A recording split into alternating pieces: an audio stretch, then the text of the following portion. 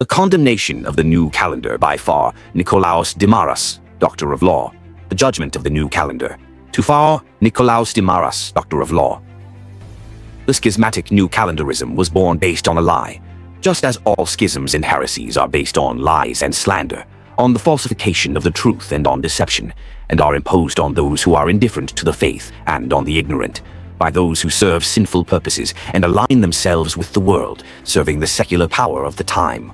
The resurrection of our Christ was and is considered a myth based on a lie among the Jews. After the soldiers of the custodian told the high priests the shocking events of the resurrection, they gave them a lot of money and told them to say that, while we were sleeping, his disciples came and stole him. And the evangelist Matthew adds, and this saying was widely spread among the Jews until this very day. A great lie passed through history. There have been many such lies in the world.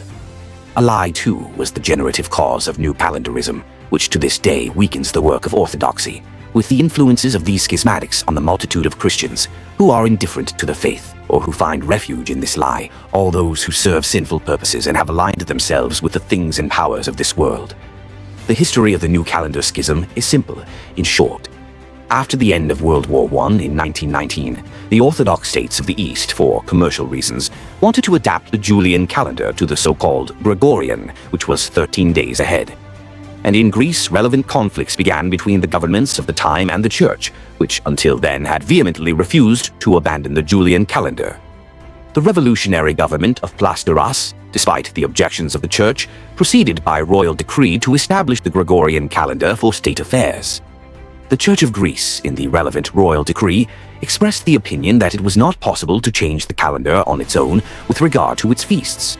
A local church such as that of Greece could not do this without becoming schismatic against the others. Unjustifiably, however, and despite the most serious objections of the other Orthodox churches, the tragic Archbishop of Athens, Chrysostomos Papadopoulos, together with the apostate and Freemason Meletios Metaxakis, who had ascended to the throne of the Ecumenical Patriarchate, subsequently accepted the Gregorian calendar, and they named March 10th, 1924, the 23rd. Easter would be celebrated according to the old calendar, on the same Sunday as all the other churches that kept the old, but the dates would no longer coincide because the new calendarists counted the days based on the new Gregorian calendar, running ahead 13 days, while the other Orthodox still calculated the time based on the old Julian calendar, which the Church had used for 1600 years. All the ecumenical councils and all the Holy Fathers emerged with a unified church calendar and calendar. Until then, all the Orthodox, wherever they were, wherever Orthodox churches existed, knew that they celebrated the same holidays, on the same days: Christmas, Epiphany, the Annunciation of the Theotokos, the Dormition, and all the fixed holidays in general. With the revolutionary change that took place, the miraculous unity that had existed until then was broken. Sometimes the new calendar churches celebrated, such as that of Greece, and sometimes those that maintained and still maintain to this day, after almost 90 years, the old calendar as the Slavic churches do. Today it is clearer than ever, of course, that there was a purpose in changing the calendar, as the evolution of things has shown. The purpose of the change was to celebrate the Orthodox alongside the Franks. This change was one of the first and basic steps that had been cunningly planned to make it easier for the Orthodox to unite with the Papists. The Church had undoubtedly diagnosed the wickedness of the Latins in the past, and for this reason it had taken decisions in synod, by which it anathematized any change to the patriarchal calendar, and especially to the celebration of Holy Easter. If such a change were made, it would destroy its eternal festive unity and would create confusion, as it has done, among the Orthodox. The monk Theoklitos Dionysiates wrote, like other schismatic heretics in the past, regarding the Sigillia of the synods of 1583 and 1593, in order to harm the movement of piety and the traditionally and orthodoxly struggling holy monastery of Esphigmenou. As for the Sigillion with the anathemas of the 1593 synod against the new calendar, it must be taken into account that it is a forgery. It is said to have been signed by Sylvester of Alexandria, who had died before 1593, the restoration of truth. After 1924, that is, after the drastic new calendar change, those who followed the new calendar became schismatics. That is, they did not constitute the true Church of Christ, because the Church, with the pan-Orthodox councils of 1583 and 1593, but also of 1587, about which council see below, and for 350 years had firmly refused to follow the Frankish calendar, to adapt its calendar of feasts to the papal calendar, and to change the months. And not only did he reject any change in the calendar, but he also anathemated those who would accept the Frankish calendar in the future. First decision of the Synod of 1583, which is signed by the Patriarchs of Constantinople, Jeremiah, Alexandria, Sylvester, Jerusalem, Sophronius, and by the remaining bishops present. Canon 7. Whoever does not follow the customs of the Holy Orthodox Church, as the 7 holy ecumenical councils have established, and the Holy Easter and the Menelaon have well legislated for us to follow, and wants to follow the newly invented Paschalion and new Menelagion of the Pope's godless astronomers, and opposes all of these and wants to overthrow and corrupt the ancestral dogmas and customs of the Holy Orthodox Church, let him be anathema and outside the Church of Christ and the community of the faithful. Let him be. You pious and orthodox Christians, remain in what you learned, were born and raised in, and when time and necessity call for it, shed this blood of yours in order to preserve your ancestral faith and confession, and to guard yourselves from such people, and be careful, so that the Lord Jesus Christ may help you, and the prayer of our humility is with you all. Amen. 1583. Indiction 12th November 1583. Second decision of 1593, which is signed by the Patriarchs of Constantinople, Jeremiah, Alexandria, Meletios of Pagan, Antioch, Joachim and Jerusalem, Sophony, and the Holy Synod of bishops concerning them. We wish to remain steadfast in the observance of the holy and saving Easter appointed for our fathers. And it is thus: all those who dare to violate the terms of the Holy and Ecumenical First Council, convened in Nicaea in the presence of the pious and God-fearing Emperor Constantine, regarding the holy feast of the Saviour's Pascha, are to be excommunicated and excommunicated from the Church, if they persist in being more contentious, insisting on what has been well taught. And I will rule on this concerning the laity. But if any of the leaders of the Church, whether bishop or presbyter or deacon, after this term, dared to pervert the people and disturb the churches, and to celebrate Easter after the Latins and Jews, the Holy Synod from that time forth made this something alien to the Church. And it is not in accordance with the canon of the Fathers, which, as far as it sees, the Church of God preserves the rest. On the anniversary of salvation, Surrey Awafji, February 12, 1593. The problem that arises with the Sigillion, as copied by the monk Jacob the Neoscythian, and found in the holy monastery of Pantaleimon on Mount Athos, with code number 772, is that it is reported that the monk Jacob signed it in 1593, and that Patriarch Sylvester, who had died in 1590 in Rhodes.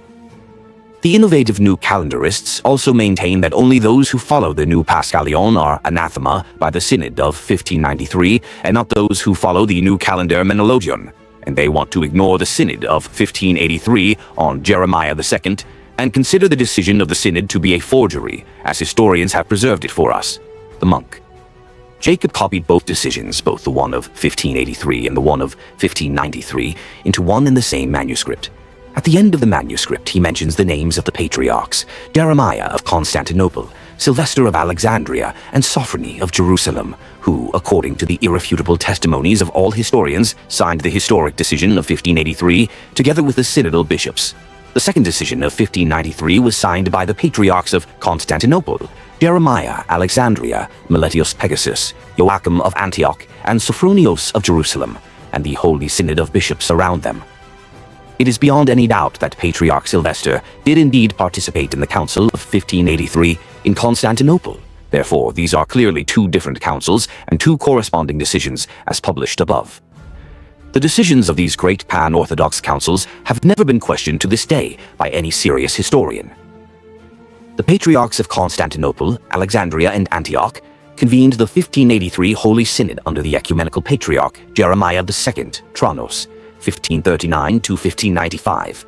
The Holy Synod condemned the Gregorian reform as unnecessary, since it created many problems in the calendar of the Christian Church.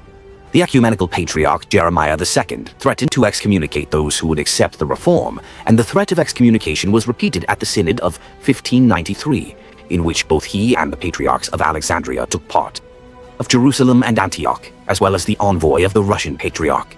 Precisely because the excommunication of those who dare to innovate was repeated not only in the Paschalion, but also in the Menelagion, the Ortologion, and in the Synod of 1593.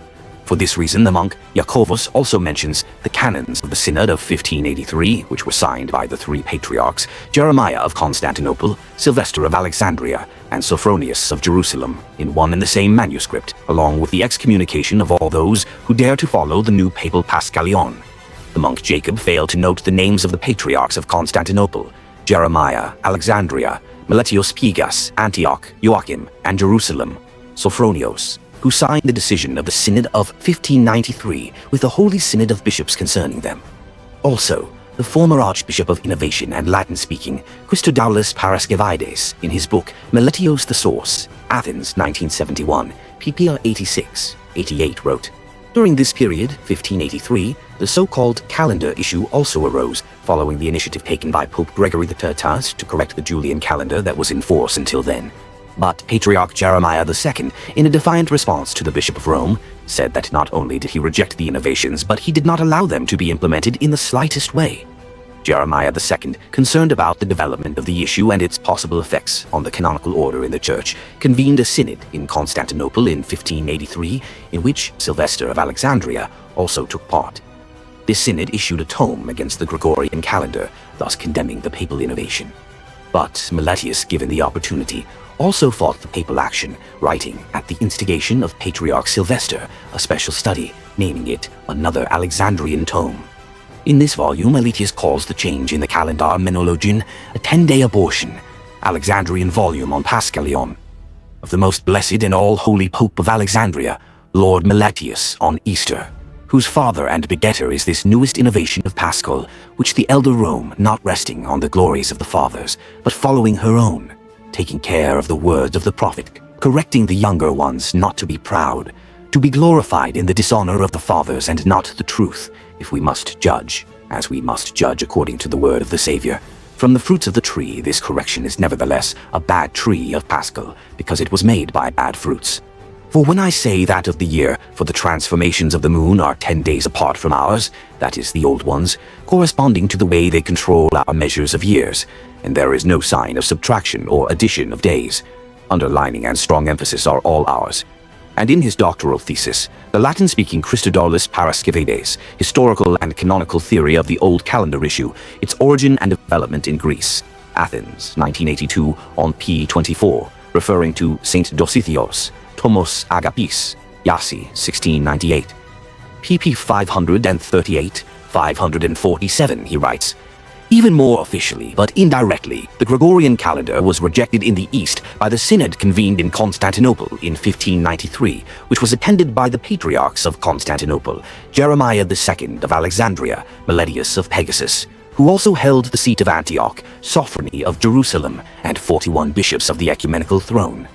Regarding the Synod of 1587, he writes, "And in 1587, the Council of Constantinople condemned the change of the calendar according to the papal model as unsafe and unnecessary.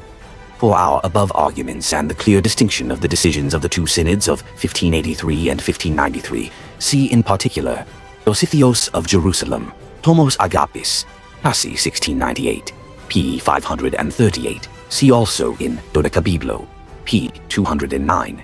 He also writes, "The 16th century gave birth to four great beasts, the heresy of Luther, the heresy of Calvin, the heresy of the Jebusites, and the heresy of the New Calendar. And against the heresy of Luther and Calvin, wrote the Great Ecumenical Council in Constantinople in 1593. The Latin-speaking and ecumenist Christodoulos Paraskevides, in his doctoral dissertation, Historical and Canonical Theory of the Old Calendar Issue, Its Origin and Development in Greece, Athens, 1982, pp. 19-20, also admits that in 1583, Patriarch Jeremiah rejected the gifts and proposals of the two Greek envoys of Pope Gregory XXIII, Michael Eparch and John Bonifacius, referring not only to the celebration of Easter, but also to the Menologion when he writes verbatim. In conclusion, Patriarch V Jeremias called the correction of the 10 days brought about by the Gregorian calendar a worldwide scandal, continuing that he sees no change in the rule of the Holy Fathers and no innovation and no cause for the attitude of the Church of Christ, but rather, in truth and the divine spirit, they are mainly concerned with necessities. Many other things are of spiritual benefit, and not the games of these clocks of any beings. So, what is said about forgery is a thankless myth, offered as a painkiller to those who tremble at this ecclesiastical anathema. They repeat the non-existent accusation, which the first archbishop of the New Calendarists tried in vain to raise in 1924 against the monk Iakovos Neosketiotou, because he supposedly created the above anathema against the new calendar. The anathema, they say, concerns only the newly invented Sigillion. The phrase and menologian is an arbitrary addition of Iakovos. Archbishop Chrysostomos Papadopoulos was the first to say, and it is repeated by those who want to put to rest their conscience, which is pressing upon them terribly. No one felt the need to substantiate the accusation in a serious historical source. But where can one find such serious testimony? No one wondered how the then learned monks of Mount Athos did not accuse their brother James. If James had committed such a terrible forgery, such as the falsification of holy texts, would he not have received the corresponding punishment? Wouldn't there have been uproar at that time? The forged part of Codex 772 of the monastery of Saint Panteleimon would not immediately disappear. Finally, and the most unforgivable, quote, no one to this day has even considered this simple thought, that James, who lived about 100 years before the change of the calendar in the Orthodox Church, had no reason to do such a thing. If he had lived during the era when the wise idea was made to change the calendar, but not the Sigillion, then the accusation would be a subject of study, not now. In 1881, this translated text was published in Serbia, Poland, Romania, and Russia. Why did no Orthodox historian of that era describe it as a forgery? Why had not even Chrysostomos Papadopoulos himself, until 1924, said such a thing? And only when he became an innovator did he make the aforementioned accusation against monk Iakovos. On the contrary, in fact, the innovator Chrysostomos Papadopoulos, before becoming archbishop and before the change of the calendar in Greece, wrote in the History of the Church of Jerusalem, pp. 482, 483. In 1584, Patriarch Sophronios went out to collect donations, and going to Constantinople that year, he participated in the synodal conference held there to denounce the Gregorian calendar. For at that time there was great unrest in the Orthodox Church as a whole. But the Orthodox hierarchs and theologians, among whom Meletios Pegasus was at the forefront at that time, actively repelled the danger from the Latin Church. Patriarch Sophronios also participated in this rebuff, who, it seems, after the condemnation of the Gregorian calendar, went to Jerusalem. This innovative Archbishop Chrysostomos Papadopoulos had a terrible end, heartbreaking. He was tortured for a long time and his soul would not come out. He finally died in terrible and unbearable pain, confessing to Father Philotheos Zervakos, "I suffer and am tortured because I have torn the church," he boasted, according to the testimonies of false witnesses, and remained incorruptible and unforgivable. That this is how things are is testified by many historians, as we saw above, who lived many years before the monk James the Neo-Scythian, as is also testified by the Metropolitan of Athens Meletios, not, of course, the Tympanum Mason Metaxakis. Metropolitan Meletios of Athens died in 1714 and served as Metropolitan of Athens from 1703 to 1714. In his Ecclesiastical History, in the third volume, which includes the continuation of ecclesiastical history from the 1200th year of the birth of Christ to the 1700th, Vienna 1784, on p.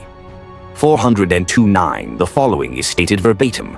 During the patriarchate of this Jeremios, a council of metropolitans was convened in Constantinople in the year 1583, and Sylvester of Alexandria was exiled.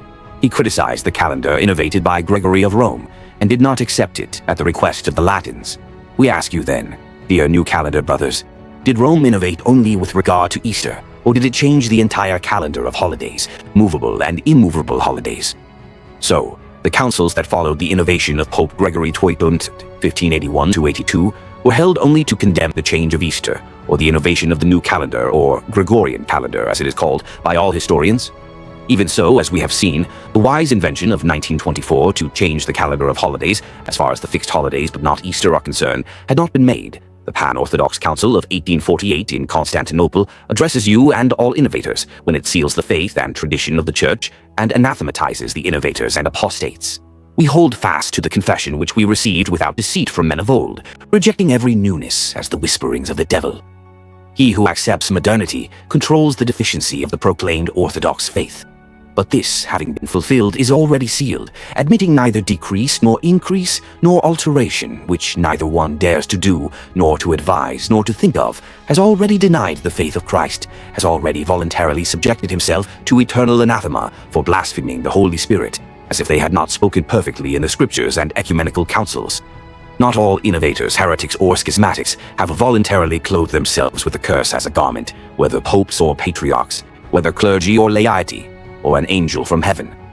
Anthimus, by the mercy of God, Archbishop of Constantinople, New Rome and Ecumenical Patriarch, Hierotheos, mercy, God, Pope and Patriarch of Alexandria and all the land of Egypt, Methodius, by the mercy of God, Patriarch of Antioch, Cyril, by the grace of God, Patriarch of Jerusalem, and the holy synods concerning them.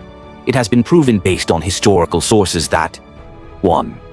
The Patriarch of Alexandria, Sylvester, also participated in the Council of 1583. 2.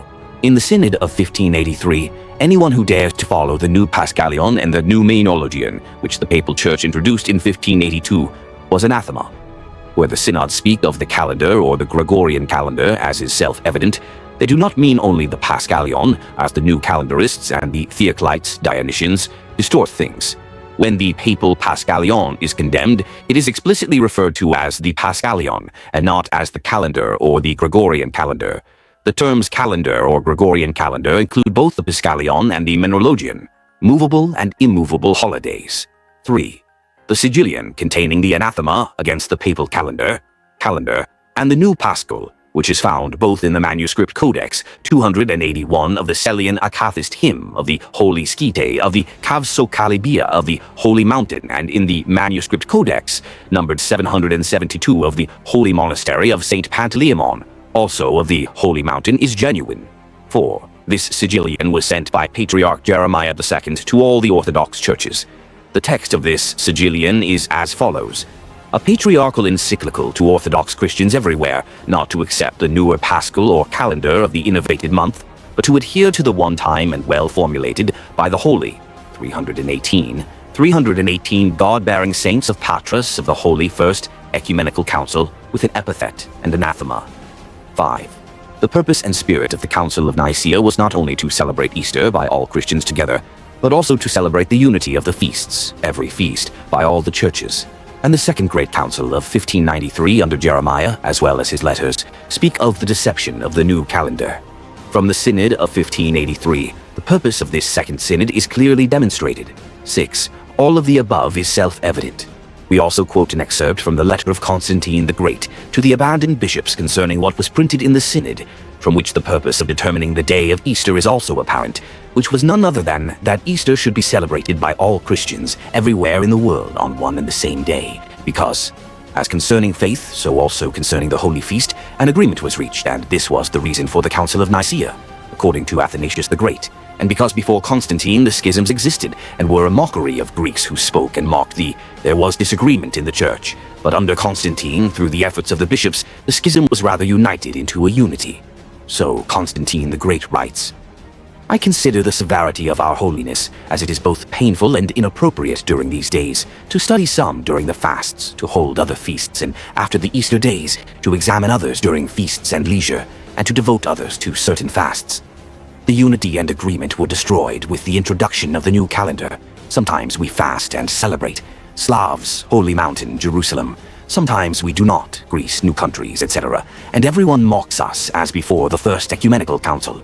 Therefore, it is self-evident that the purpose and spirit of the First Ecumenical Council are violated by changing the calendar, and this did not escape the attention of the great Patriarch Jeremiah II and the Council of 1583. The Sigillion, therefore, does not offer anything new in essence, but rather echoes the known, for the Menologion mentioned therein is subject to the Festology. The Festology, as is known, includes both the Paschalion and the Festology, that is, the Menologion, but also the ecclesiastical calendar, or calendario. All the elements of the Festology, that is, the Festology as a whole, were repeatedly secured by the Orthodox councils and the Holy Fathers, and the anathema, for those who dare to violate the terms of the Easter celebration, also applies to those who violate the other parts of the Orthodox calendar, even the ecclesiastical calendar, which is inseparably attached to it. 7. the justifications of the defenders of the innovators, such as those of the holy monastery of Gregory, and the deceased Theoclitus Dionysius for their communion with the Neo-Paschal churches, the Autocephalous Church of Finland, with 56,000 believers, but also other local churches, are not at all convincing, since they and those who communicate with them fall under the anathema and excommunication of the first canon of the Council of Antioch, 341 AD. And they are operating experimentally for the change of the celebration of Easter as well. 8. Finally, what we noted above is also confirmed in the international bibliography.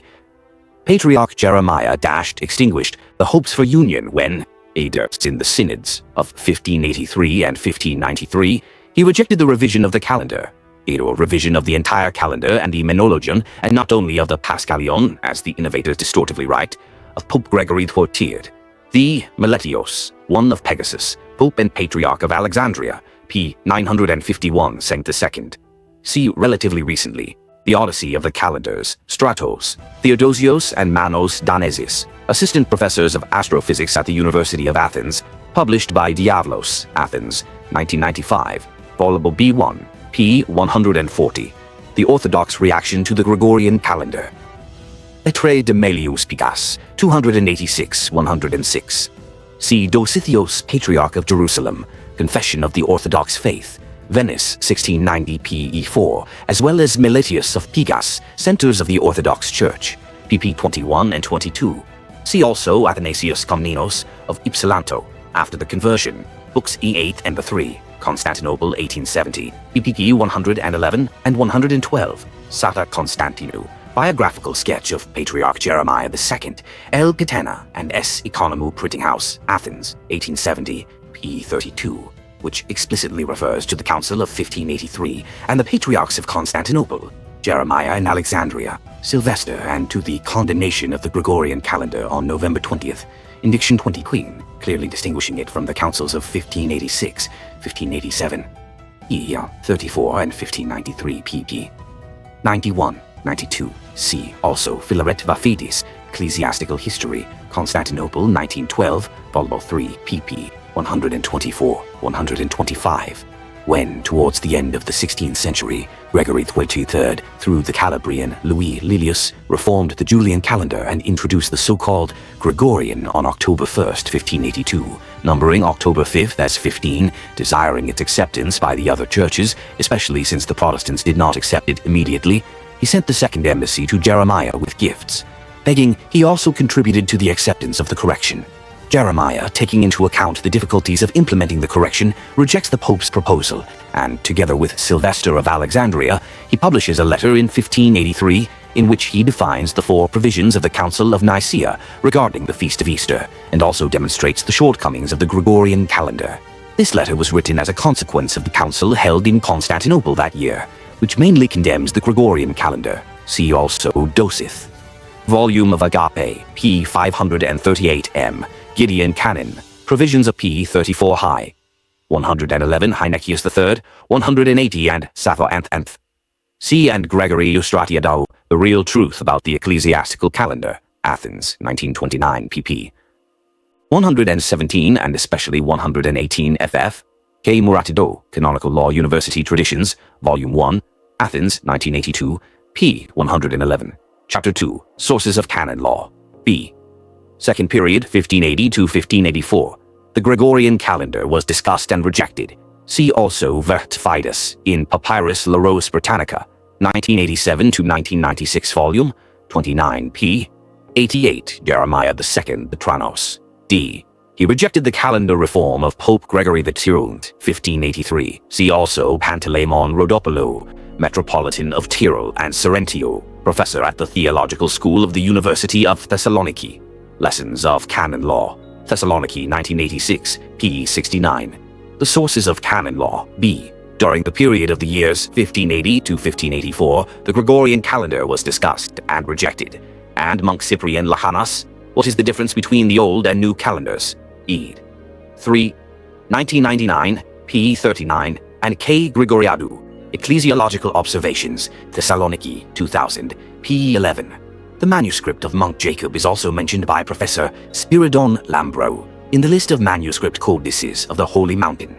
and it is confirmed with his unquestionable authority by the late professor of the University of Athens, Paul Karolidis C. Scrip, August 15, 1929, in the Great Greek Encyclopedia, ed.org, the Phoenix volume. p. 274. The following is written: The Orthodox Church immediately condemned the Gregorian reform. Precisely in 1582, the Patriarchs of Constantinople, Alexandria, and Antioch co-signed a joint protest against the Latins, who were forcibly forcing the Christians in Palestine to accept it. The ecumenical patriarch Jeremias wrote to the Orthodox of Poland, excommunicating all those who would accept it. And in 1593, a council in Constantinople, in which the four-patriarch and plenipotentiary of Russia repeated the excommunication. Errol V. Stefanidis in his Ecclesiastical History, 5th ed. Reprint of the 2nd ed. of 1959, despite the fact that he was in collaboration with the innovation and gives more weight to the condemnation of the new paschal, clearly refers to the synodal rejection of the new calendar when he writes on pp. 698, 699. Gregory the Hard of Rome sent a mission and a gift to the Patriarch of Constantinople, Jeremiah II, 1583, in order to persuade him to unite and accept the Gregorian calendar. Synodal decision issued before the arrival of the papacy of the apostles and bearing the signature of Sylvester of Alexandria, rejected the new calendar, mainly due to the issue of the celebration of Easter. All the above emphasis ours. See also Basil Sakkas, The Calendar Question, Orthodox Life, Volume 22, 1972, 6p. 27. See Lambru Ktena for Orthodoxy to Set, Patras 2000, p. 44, and Behind What Appears in the Diary, 3rd edition, pp. 140, 150. See also the Venerable Philotheos of Paros, 1, 2001, pp. 53 and 56, and letters of Far Philotheos in the book by S. Karamitsos Gambroulia, The Ordination of the GOH from a Canonical Perspective. Athens, 1997, pp. 90, 109. See Theo Meletios of Ioannina, Metropolitan of Athens, p. 955. Eustratiadou op.sit, pp. 119, 20. Eustratiadou op.sit, p. 123. Theodoret, Bishop of Cyrus, Ecclesiastical History. 1679, p. 34. Saint Epiphanius, pg 42, 371. Callisto Ware, The Orthodox Church, Athens, 1998, pp. 21 and 22. Callisto Ware, ibid.p. 477. Visit 537, 30.11.1996, p. 1314. Investor 30-31.03.1996. See extensive references to Saints Colivades in issues 11, 1996 and 9, 1996. See Lexicon for Theology und Kirche, Bot. 5, 1996. Herder, Freiburg, Basel, Bonn, Wien, S. 775. Erlernte die Kalenderreform Papas Gregors. Turnted ab und machte aus Hoffnungen auf eine Union Zunichter. 1583, 1593. See also G. Hoffmann Griechische, Patriarchen u Römische Papst bei. 2 quarters, Patriarch Jeremias II, Roe, 1932,